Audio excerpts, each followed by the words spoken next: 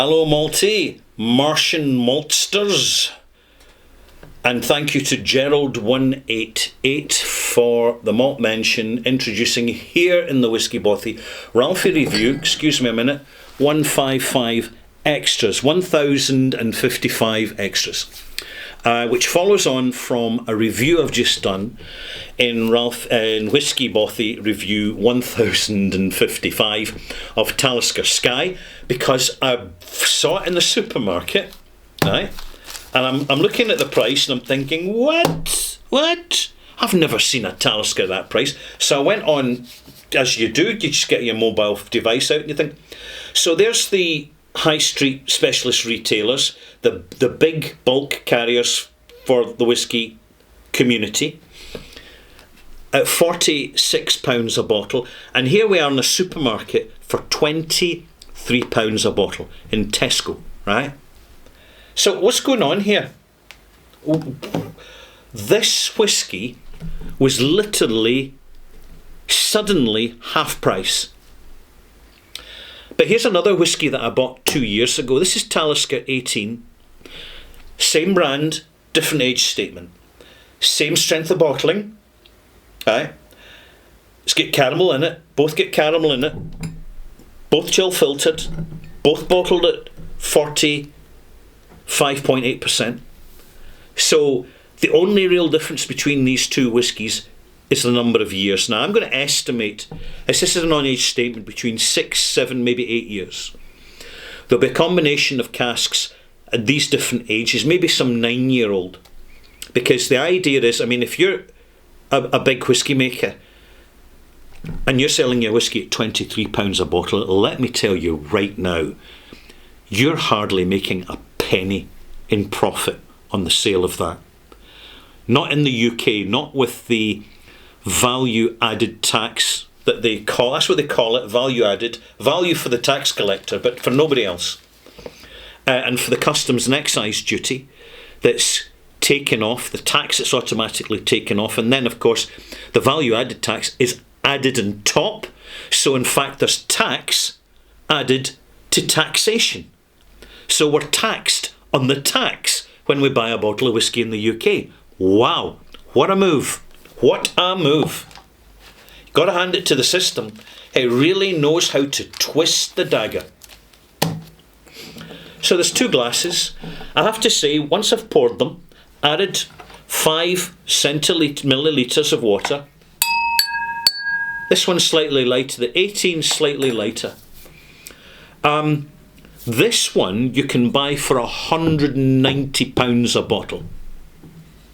Just over a year ago, Diageo doubled the price, just like that, overnight, from £85 to £190 a bottle. In fact, I think it was originally £170, £180 a bottle.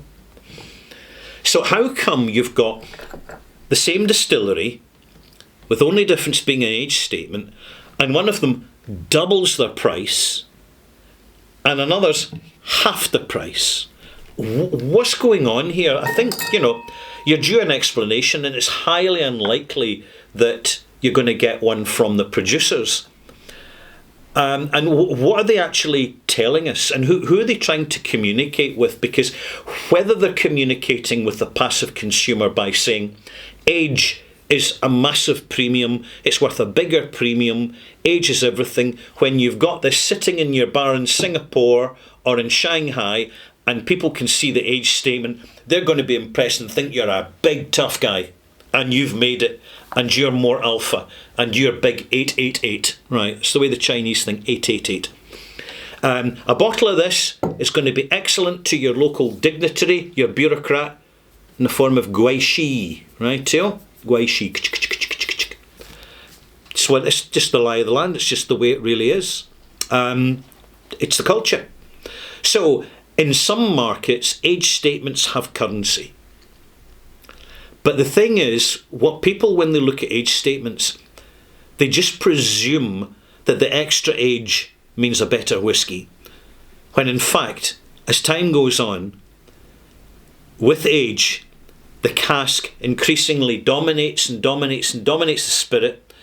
It forces out the signature of the spirit, so it could be any whiskey from any distillery, really, because it's so dominated by the cask over time. And ultimately, the quality of that age statement is down to the calibre of the cask. In other words, if you've got an old age statement from a bad cask, it doesn't matter what you pay for it, you've got a bad whiskey. And it's only when you know about whiskey that you understand that. So you're looking at we've got to look through the lens that Diageo uses. At the moment, they realise, with all the substantial price hikes which have been publicly questioned on whisky forums and at whisky festivals and on whisky channels like my own and others, have they realised, oops, we've overcompensated. We're going to have to backpedal a little bit. And we've lost the passive consumer who's got bored of whisky and they want to move on to personal trainers, gym memberships, clothes, smaller clothes that fit, and a healthy lifestyle. And they perceive, particularly the younger generation, one of the easiest things to let go is alcohol. And they don't worry about going out to bars because people don't go to bars anymore. They don't go to nightclubs anymore because they're just a rip-off. They overcharge.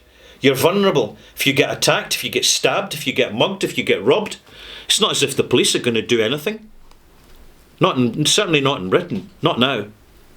It's, unless you're physically hurt and go to hospital for treatment and you've got witnesses, you're not even going to have a reported crime. People are really wising up. They know there's so much talk about these online influencer pages, the real ones, the Joe Rogans, that size, that sphere of influence, and it's enormous. Far more influential now than your tabloid legacy media, which nobody believes anymore because they know it's just a weapon. And people are saying, rightio, let's just cut out alcohol because it's easy in your liver and your kidneys, and you can have your healthy lifestyle, whether I'm going to be vegan or eat more red meat or just whatever I choose to do, go into ketosis. Everything's easier without alcohol. So here they are trying to persuade the disinterested customer who's already walking away to come back to them in the supermarket. When they're trundling past with a trolley full of Monster, cans of Monster and Red Bull, because they prefer caffeine to alcohol. And they're saying, oh, it's half price. We'll just get that for the family. So we'll put it in the table for New Year. Someone might want it. And that's really, it's a pretty desperate situation where you're price positioning yourself just to catch the last undecided passive consumer who doesn't give a damn about whiskey, and whether they have a glass or not, even if they're not going to enjoy the flavour because it's not sweet enough. It's not, you see, it's not, what's that one I call, the kids that do drink alcohol are drinking this. It's a Jaeger bomb. That's what it is. It's a Jaeger bomb. It's a Jägermeister herbal liqueur, right? Super sweet herbal liqueur mixed with Red Bull. And you drink it out something that looks like an egg cup. With the Talisker 18, they know there are high-end bars around the world where people are drinking for prestige, and they believe the age statements are prestige because they don't know any better. It's like the same people buy a Rolex watch that doesn't even tell the right time, and yet they can't even wear it in public anymore, or they have to wear long sleeves so it doesn't show they're wearing it in public because they might get mugged for it. It's topsy-turvy times, and here we have this topsy-turvy pricing. Now, what's the conclusion of this? It doubled the price about a year ago, and this is half the price. Well, I bought this and reviewed this, I haven't bought a single other bottle of Talisker 18 since they doubled the price. This was at the original price. Then they doubled it. Haven't bought a bottle since, and no plans to do so. And to be honest, we all work off a calibration list. Every brand we come across gets on the calibration list, and it gets up-ranked or down-ranked. And see, when you double the price as an experienced whiskey drinker, which many of you are, when you double the price of a brand overnight, it is perceived by the customer, who you have relegated to the role of consumer, because you're a big corporation, as being patronising and taking the piss. Just taking the piss. Talk about marketing that backfires, and therefore this gets relegated. Because see, for that £190 that they want for that, I just look at the independent bottlers and the young integrity distilleries, and I look at 4 or 5, even sometimes 6 bottles of blended malt, single malt or independent bottling malt that I can get, even blended whiskies that's better than that, because it's unchill filtered and natural colour. In other words, integrity of presentation. So I don't even think about Talisker anymore. This is why you've not seen a Talisker review in my channel for a long time, until now, but only because it was half price. And at this time of year, November, right, it's in discount. So what's the message here from Diageo? It's very simple, it's very clean, it's very clear, and I'm going to share it with you. It says, forget our product even exists for 11 months out the year, but come November, have a stroll round the supermarket, mid-November, 15th to the 25th of November, round about Black Friday, go and check the supermarkets. Check it online.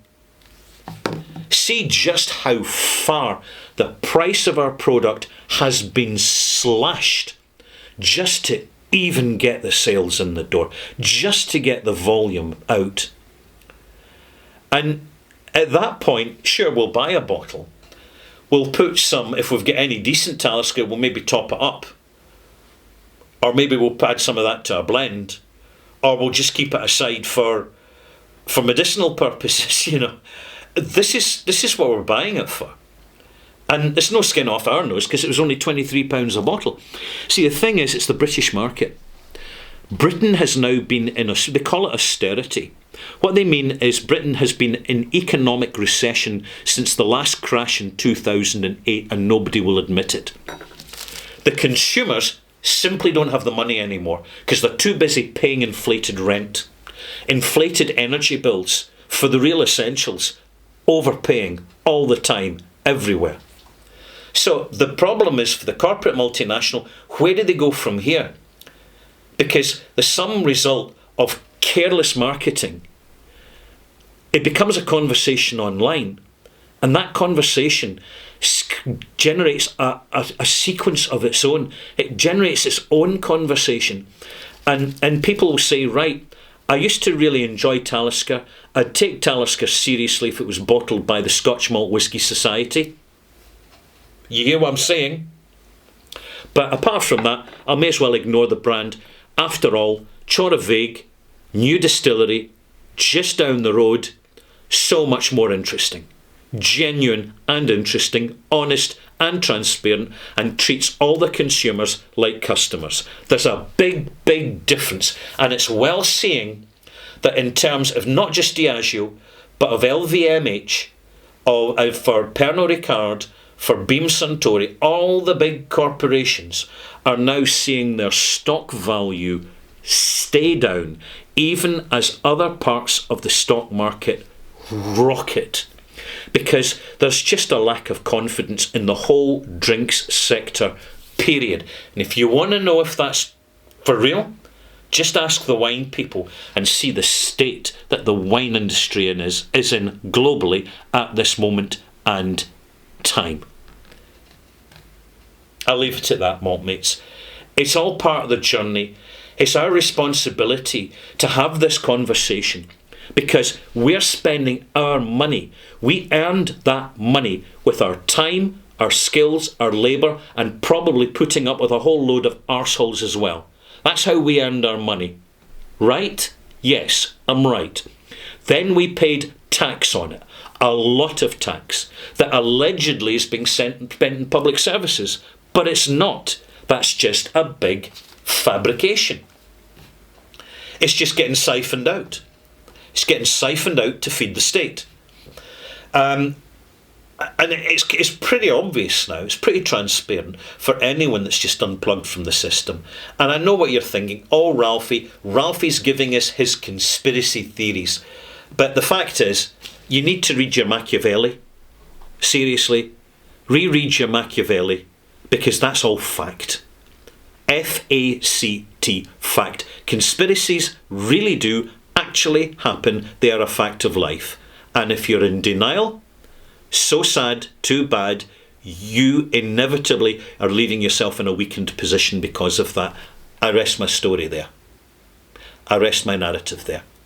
I would conclude by saying that, particularly in the online Scotch Whisky Awards, you never see Talisker mentioned, despite the fact that it's got one of the most prominent and interesting signatures of any Scotch single malt, along with Mortlach and along with Lagavulin. They're wonderful. Even Bowmore can do it on a good day, but there's not many of them these days, is there? Particularly from official bottlings. Everything's changing so much. This is why I see the small distilleries getting such a rapid foothold. That even while they're still young, even though we're still questioning their prices, we can still, at a young introductory tasting at a whisky festival, or if someone shares a bottle in a whisky club, we're seeing how good it's going to be. And delivered with integrity. 46% unchill filtered and natural colour. And with any luck, our interest in Talisker will be reignited only when we see it available from independent bottlers. Because see, official bottlings, we've moved on. It's gone so far down the pecking order that it's out of our sight now. We're looking at the more exciting distilleries, the Arrans, the Springbanks, the Kilkerrans. We're looking at the Deanstons, the Bruichladdis. We're looking at the Ardnamurchans, the Isle of Rasses, the Isle of Harris. We're looking at Loch Lee. We're looking at Clydeside. We're looking at Lindoras. We're looking at Kingsbarns. You know, the list goes on and on and on. See you soon.